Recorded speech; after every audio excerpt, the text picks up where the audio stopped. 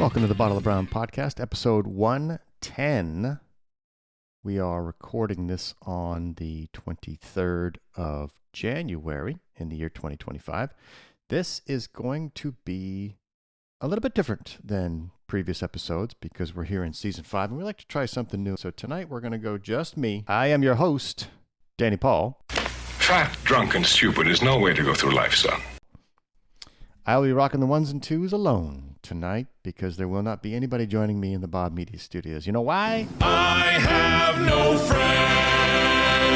No, that's not true. I just have very busy friends, and those busy friends have decided that they have other things to do right now, so we're going to try something a little different tonight. It is dry January, so I'm rocking a club soda, as Mitch Hedberg would say. I'm not even a member. I don't know how I get away with it. We're going to try a new segment tonight since it's just you and me, Bobs. It's called Brown Solo. Got it back because I'm brown. Solo. You Wookie sack of I'm gonna brown. Tonight's Brown Solo might be a little heavy for some of you new Bobs out there that haven't been on this journey with us. It's going to go deep, and I want you to follow along with me. This is an article written by Michael Crichton of Jurassic Park fame. It was published in 1993, and I make the argument that if they simply pulled the date off of it and republished it as is, nobody would even notice. It's called Mediasaurus. Here we go. Today's mass media is tomorrow's fossil fuel. Michael Crichton is mad as hell, and he's not going to take it anymore. The article begins, I am the author of a novel about dinosaurs, a novel about U.S.-Japanese trade relations, and a forthcoming novel about sexual harassment, what some people have called the dinosaur trilogy. But I want to focus on another dinosaur, one that may be on the road to extinction. I'm referring to the American media, and I use the term extinction literally. To my mind, it is likely that what we now understand as the mass media will be gone within 10 years, vanished without a trace. Bear in mind, he wrote this article in 1993.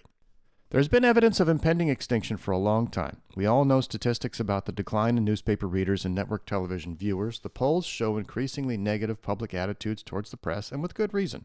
A generation ago, Patty Chayefsky's network looked like an outrageous farce. Today, when Geraldo Rivera bares his buttocks, when the New York Times misquotes Barbie, the doll, and the NBC fakes news footage of exploding trucks, network looks like a documentary. According to recent polls, large segments of the American population think the media is attentive to trivia and indifferent to what really matters. They also believe that the media does not report the country's problems, but instead is a part of them. Increasingly, people perceive no difference between the narcissistic, self-serving reporters asking questions and the narcissistic, self-serving politicians who evade them. And I'm troubled by the media's response to these criticisms. We hear the old professional line, sure, we've got problems, we could do our job better, or the time-honored, we've always been disliked because we're the bearer of bad news. It comes with the territory. I'll start to worry when the press is liked. Or, after a major disaster like the NBC News GM truck fiasco, we hear, this is a time for reflection. These responses suggest to me that the media doesn't get it, doesn't understand why consumers are unhappy with their wares. It is this perception that the media and our current concept of news is outmoded that I would like to address. So for a moment, let's set aside the usual bromides about the press. Let's take it as given that the bearer of bad news is often executed, that all human beings have an appetite for gossip and scandal, that media must attract an audience. That bias is in the eye of the reader as much as in the pen or soundbite of the reporter. And let's talk instead about quality. The media are an industry, and their product is information. And along with many other American industries, the American media produce a product of very poor quality. Its information is not reliable, it has too much chrome and glitz, its doors rattle, it breaks down almost immediately, and it's sold without warranty. It's flashy, but it's basically junk, so people have begun to stop buying it. Poor product quality results, in part, from the American educational system, which graduates workers too poorly educated to generate high-quality information. In part, it is a problem of nearsighted management that encourages profits at the expense of quality. In part, it is a failure to respond to changing technology, particularly the computer-mediated technology known collectively as the net. And in large part, it is a failure to recognize the changing needs of the audience. In recent decades, many American companies have undergone a wrenching, painful restructuring to produce high-quality products. We all know what this requires: flattening the corporate hierarchy, moving critical information from the bottom up instead of top down, empowering workers, changing the system, not just the focus of the corporation. And relentlessly driving towards a quality product, because improved quality demands a change in the corporate culture, a radical change. Generally speaking, the American media have remained aloof from this process. There have been some positive innovations like CNN and C-SPAN, but the news on television and newspapers is generally perceived as less accurate, less objective, less informed than it was a decade ago. Because instead of focusing on quality, the media have tried to be lively or engaging, selling the sizzle, not the steak, the talk show host, not the guest, the format, not the subject. And in doing so, they have abandoned their audience. Who will be the GM or IBM of the 90s? The next great American institution to find itself obsolete and outdated while obstinately refusing to change. I suspect one answer would be the New York Times and the commercial networks. Other institutions have been pushed to improve quality. Ford now makes a better car than it has at any time in my life. We can thank Toyota and Nissan for that. But who will push the New York Times? The answer, I think, is technology. The media have always been driven by technology, but it's surprising how many of their attitudes and terminologies are very old. Stereotype and cliché are 18th century printers' terms that refer to metal type. The inverted pyramid story structure was a response to the newly invented telegraph. Reporters were not sure they could get the whole story in before the telegraph broke down, and so begun to put the most important information first. The first image broadcast on television was a $, setting the tone for the future of that medium. But the modern thrust of technology is radically different, because it is changing the very concept of information in our society. Information today is vitally important. We live by it. For the first time in our history, by the year 2000, 50% of all American jobs will require at least 1 year of college. In this environment, news isn't entertainment, it's a necessity. We need it, and we need it to be of high quality, comprehensive, and factually accurate. More and more, people understand that they pay for information. Online databases charge by the minute. As the link between payment and information becomes more explicit, consumers will naturally want better information. They'll demand it, and they'll be willing to pay for it. There is going to be, I would argue there already is, a market for extremely high-quality information, what quality experts would call Six Sigma information. The trendsetter for benchmarking American quality was always Motorola, and until 1989, Motorola was talking about 3 Sigma quality, 3 bad parts in 1,000. 6 Sigma quality is 3 bad parts per million. That's a quantum leap. Previously incomprehensible in American quality, although the Japanese have been doing it for years, but such rigor is unknown in the media. None of the traditional media have begun to address this need. In my own case, when I add up what I spend for newspapers, magazines, books, databases, cable services, and so on, I find I spend about as much information, food for thought, as I do for food. I may not be typical, but I'm hardly unique.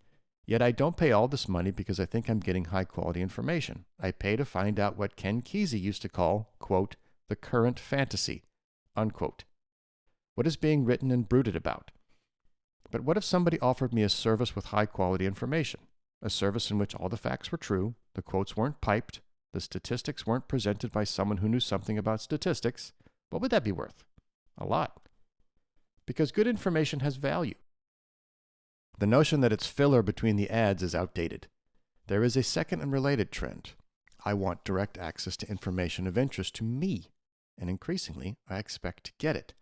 This is a long-standing trend in many technologies.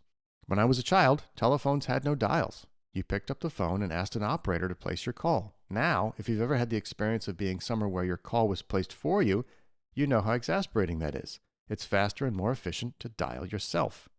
Today's media equivalent of the old telephone operator is Dan Rather, or the front page editor, or the reporter who prunes the facts in order to be lively and vivid. Increasingly, I want to remove these filters, and in some cases I already can.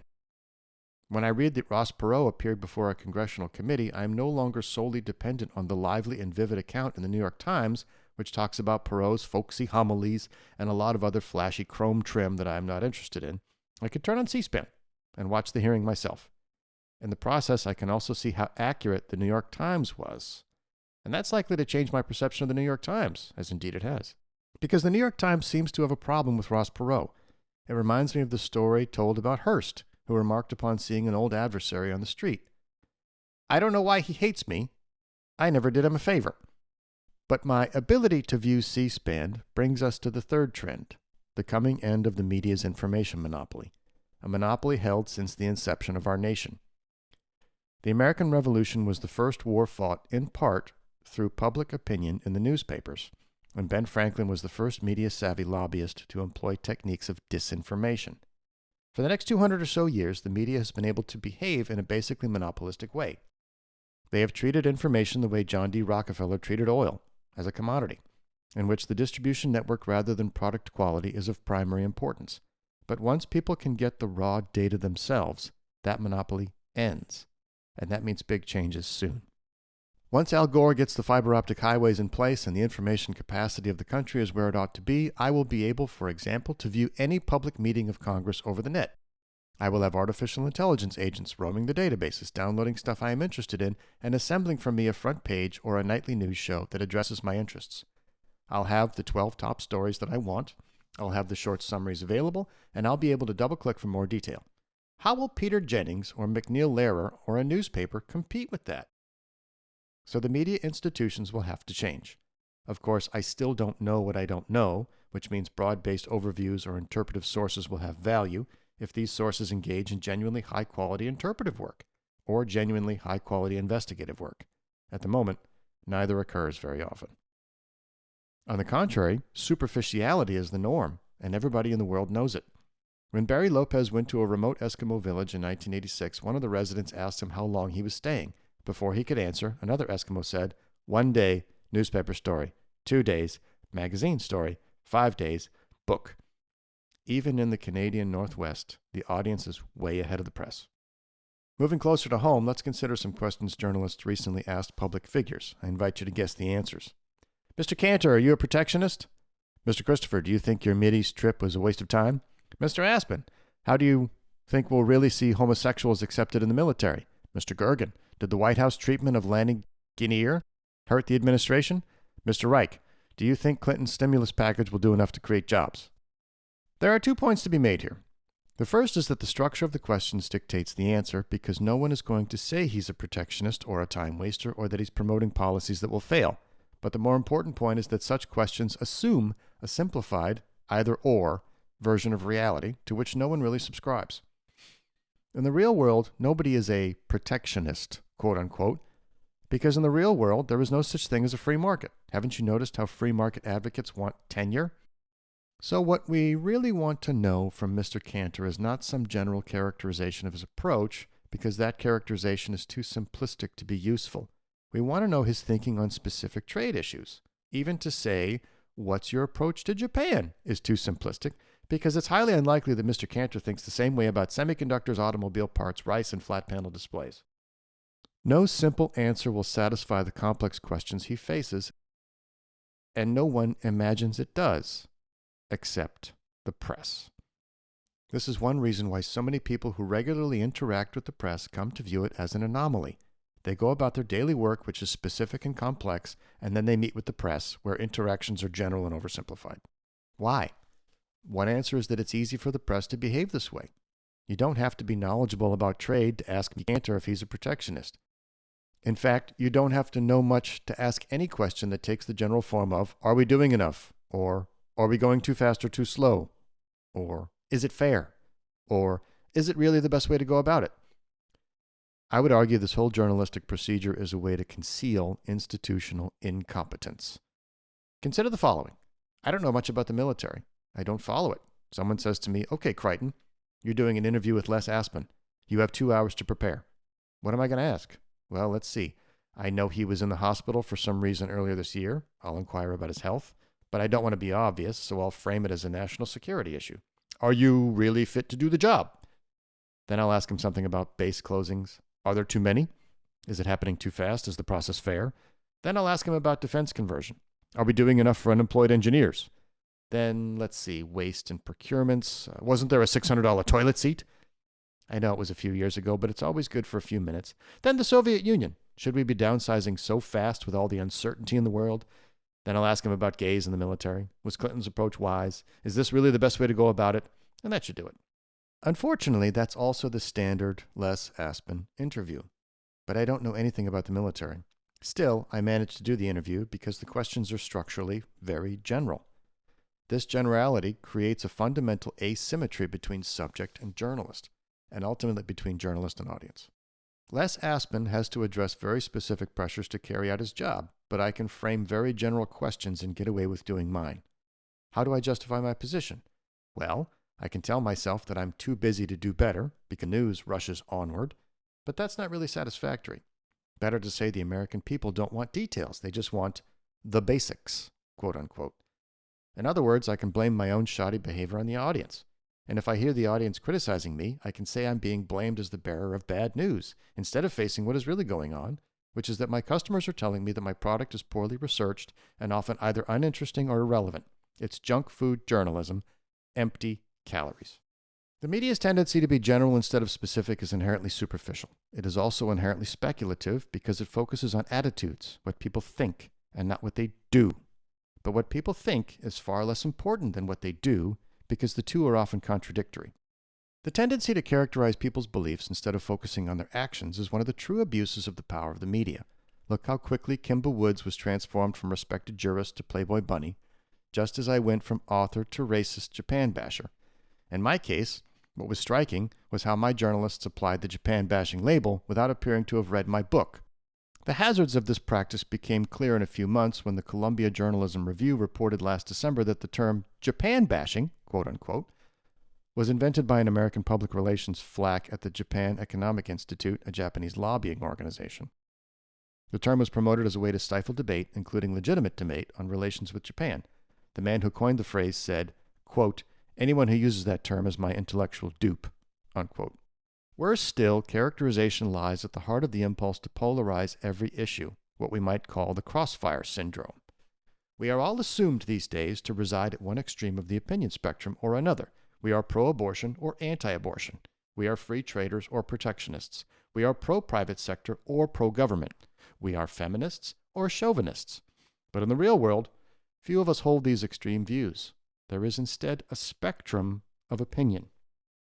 The extreme positions of the crossfire syndrome require extreme simplification, framing the debate in terms that ignore the real issues. For example, when I watch Crossfire or Nightline or McNeil-Lehrer, I often think, wait a minute, the real issue isn't term limits, it's campaign finance reform. The real issue isn't whether a gasoline tax is regressive, it's national security. Whether we'd prefer to go back to war in the Gulf instead of reducing oil consumption by taxing it more heavily, as every other nation does. The real issue isn't whether the United States should have an industrial policy, it's whether the one we have, no policy is a policy, serves us well. The issue isn't whether Mickey Cantor is a protectionist, it's how should the U.S. respond to its foreign competitors. This polarization of the issues has contributed greatly to our national paralysis because it posits false choices which stifle debate essential to change. It is ironic that this should happen in a time of great social upheaval when our society needs more than ever to be able to experiment with different viewpoints. But in the media world, a previously established idea, like a previously elected politician, enjoys a tremendous advantage over any challenger. Hence, the familiar ideas continue to be repeated long past their demonstrable validity. More than 2 decades after right brain, left brain thinking was discredited in scientific circles, those metaphors are still casually repeated in the media. After 30 years of government efforts to banish racism, persistent racial inequality suggests the need for fresh perspectives. Those perspectives are rarely heard. And more than 3 decades after the women's movement began amid media ridicule, the men's movement finds itself ridiculed in exactly the same way, often by leading feminists who appear to have learned little from their own ordeals. This leads me to the final consequence of generalization. It caricatures our opponents as well as the issues. There's been a great decline in civility in this country. We have lost the perception that reasonable persons of goodwill may hold opposing views. Simultaneously, we have lost the ability to address reasoned arguments, to forsake ad hominem characterization, and instead address a different person's arguments, which is a tragedy, because debate is interesting. It's a form of exploration, but personal attack is merely unpleasant and intimidating. Paradoxically, this decline in civility and good humor, which the press appear to believe is necessary to, quote, get the story, unquote, reduces the intensity of our national discourse. Watching British parliamentary debates, I noticed that the tradition of saying, quote, the right honourable gentleman, unquote, or, quote, my distinguished friend, unquote, before hurling an insult, does something interesting to the entire process. A civil tone permits more bluntness. And where can you find this kind of debate in today's media? Television, nor in newspapers or magazines. You find it on the computer networks, a place where traditional media are distinctly absent. So I hope this era of polarized junk food journalism will soon come to an end. For too long, the media have accepted the immortal advice of Yogi Berra, who said, "When you come to a fork in the road, take it." But business as usual no longer serves the audience, and although technology will soon precipitate enormous changes in the media, we face a more immediate problem, a period of major social change. We are going to need a sensitive, informed, and responsive media to accomplish those changes, and that's the way it is. The article I just read to you was written over 30 years ago. It's dated, of course, because of some of Crichton's topical references, but I make the argument that his thesis is more relevant today than ever. For those of you bobs out there that are curious, the books he's referring to are Jurassic Park, Rising Sun, and Disclosure, all of which have been adapted into movies. You could cut and paste any public official from today's headlines in place of the names he referenced, and you could easily swap out his comments on Japan with something identical about China, or that Tesla and BYD are disrupting the existing internal combustion engine fleets of domestic and European auto manufacturers. As they say, history may not repeat itself, but it rhymes. I believe that his thesis has particular weight now because this most recent presidential election in the United States has been referred to as the podcast election. And the reason behind that is because podcasts take the time to have the long-form, nuanced conversations that address Crichton's concerns. It's not quick bites between commercials or a celebritized talking head distilling the important stuff for all of us plebeian morons out there. It's just another example of an arrogant monopoly who blames their incompetence on an ignorant customer base. And so, people will seek alternatives. As Crichton predicted, albeit not within his 10-year time frame, the model is changing, for better or worse. And like bankruptcy, it happens slowly, then all at once. As I'm recording this, multiple primetime anchors on cable and broadcast have been, or are about to be, put out to pasture. Chris Wallace has gone from Fox, Nora O'Donnell signed off CBS tonight for the last time, and we'll likely see the end of some prominent CNN careers within days. Most young people get their news from TikTok, X, and Instagram. I had this discussion with Leon a few episodes ago. I purposefully get my news a few days to a week later to give time for redactions, corrections, and challenges from people that have subject matter expertise. I want the steak, and I'm willing to wait for the sizzle to subside. I encourage all you bobs out there to do the same. Despite all this, I have hope. My hope is that the crossfire syndrome and the 24-hour news cycle will go the way of the dodo, and what Joe Rogan calls corporate media finally coughs up its last dying breath and recedes into obscurity. Wishful thinking, perhaps, but a man can dream. I encourage you to listen to this episode again after I offer these closing thoughts and compare it to your everyday reality. Was Crichton wrong or disturbingly right? This is not a new problem, after all. The search for truth is a tale as old as time.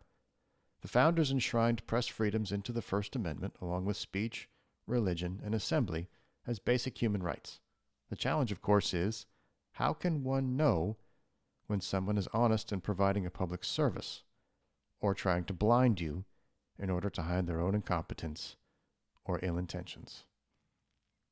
I don't know the answers. I merely pose the question for all you bobs out there.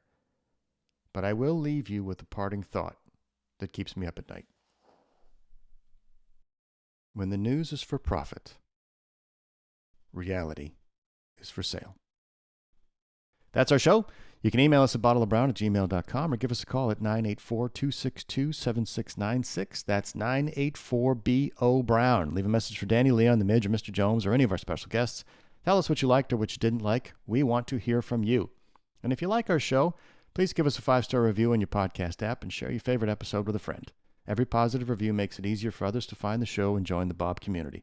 We're on Apple, Spotify, or wherever you get your podcasts. Share a quiet drink with us next episode. Same brown time, same brown channel. bottleofbrown.com.